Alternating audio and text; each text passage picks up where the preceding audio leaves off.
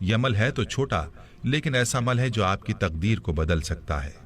بہت ہی آسان عمل ہے جسے مرد حضرات بھی کر سکتے ہیں اور عورتیں بھی کر سکتی ہیں۔ یہ عمل کیا ہے اور اس کی طاقت کیا ہے، اس حوالے سے آپ کو نبی کریم صلی اللہ علیہ وسلم کے دور کا ایک واقعہ سناتا ہوں۔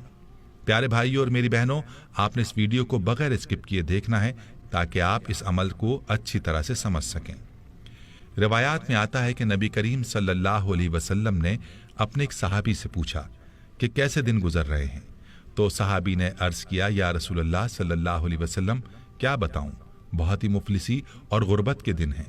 بچپن میں ہی والدین فوت ہو گئے اور زندگی میں تنگیاں ہی دیکھیں، کوئی آسودگی نہیں دیکھی۔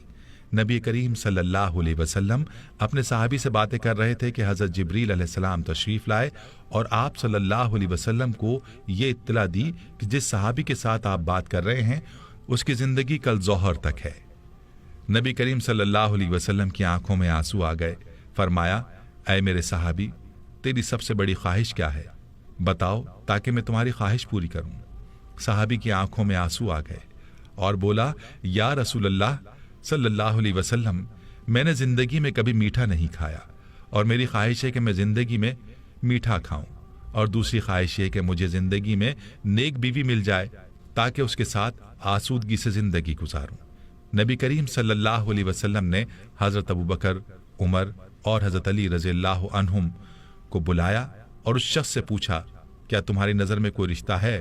تو اس نوجوان نے کہا، میرے چچا کی بیٹی ہے جو خوبصورت بھی ہے اور نیک بھی، لیکن میری غربت کی وجہ سے وہ مجھے نہیں پوچھتے۔ تو نبی صلی اللہ علیہ وسلم نے اس کے چچا کو بلایا اور فرمایا کہ تم اپنی بیٹی کا رشتہ اس صحابی کو دے دو جو تمہارا بھتیجا ہے، اور فرمایا کہ میں نے اس کا نکاح تمہاری بیٹی کے ساتھ کر دیا ہے۔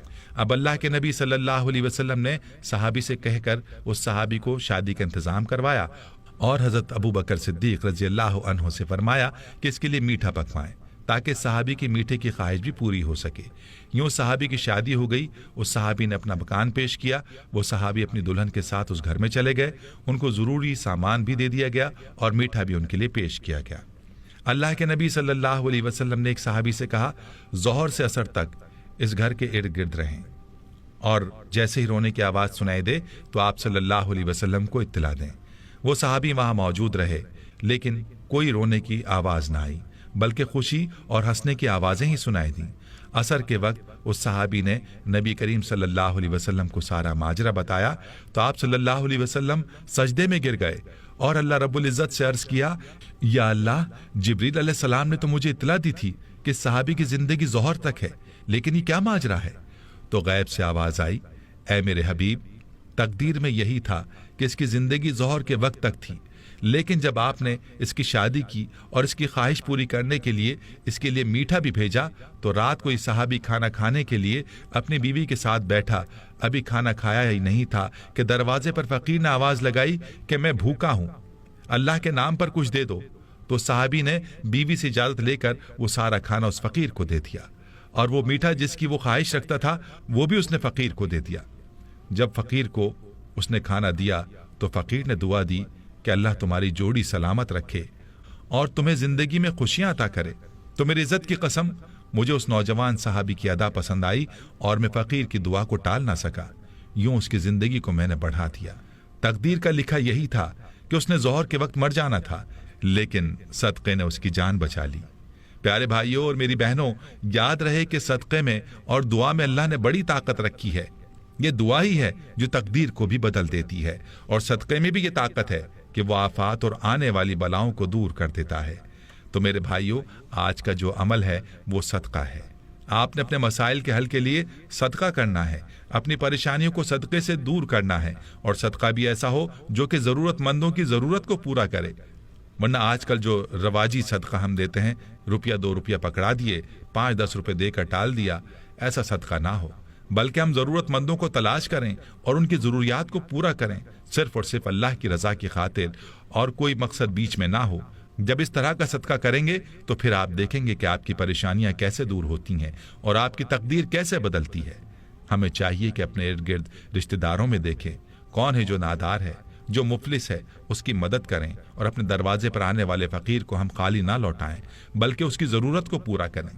फिर देखें कि आपकी परेशानियां और बीमारियां कैसे खत्म होती हैं और आपकी आफात और बलियात से कैसे हिफाजत होती है। प्यारी बहनों और मेरे भाइयों, जब भी आपको किसी परेशानी का सामना हो तो सदका कर दिया करें। अल्लाह के फजल से परेशानी दूर हो जाएगी। यहाँ आपको सदक़े के चंद फजाइल बताता हूँ, जरूर मुलाहिज़ा कीजिएगा। याद रहे कि सदका अल्लाह ताला के गुस्से को दूर करता है और बुरी मौत से बचाता है।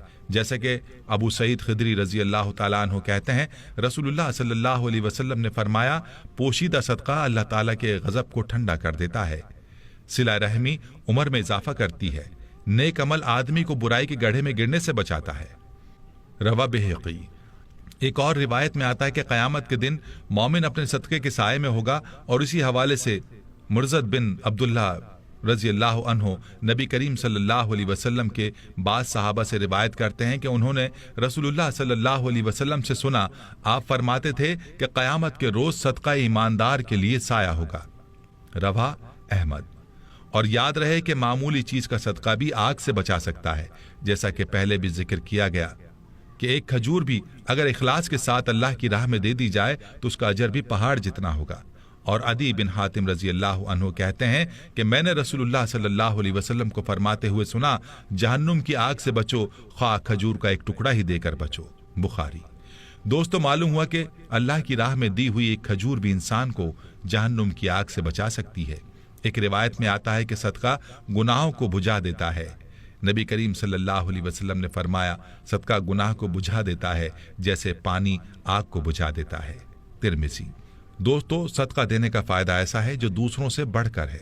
खुद ही सोच लीजिए कि पानी किस तेजी से आग को बुझाने का काम करता है, और सदक़े की मिसाल भी इसी तरह से है कि गुनाहों की आग को ऐसे ही बुझाता है, यानी मिटाता है जैसे पानी आग को। दोस्तों, एक बात याद रहे कि मुतादिद आयात और रिवायात से ये बात मालूम होती है कि सदका देने से माल कम नहीं होता। और इसी बारे में हज़रत अबू हुरैरा रज़ी अल्लाह ताला अन्हु कहते हैं कि रसूलुल्लाह सल्लल्लाहु अलैहि वसल्लम ने फरमाया, सदका देने से माल कम नहीं होता, मुआफ़ करने से अल्लाह इज़्ज़त बढ़ाता है और आजिज़ी इख्तियार करने पर अल्लाह मर्तबा अता फरमाता है।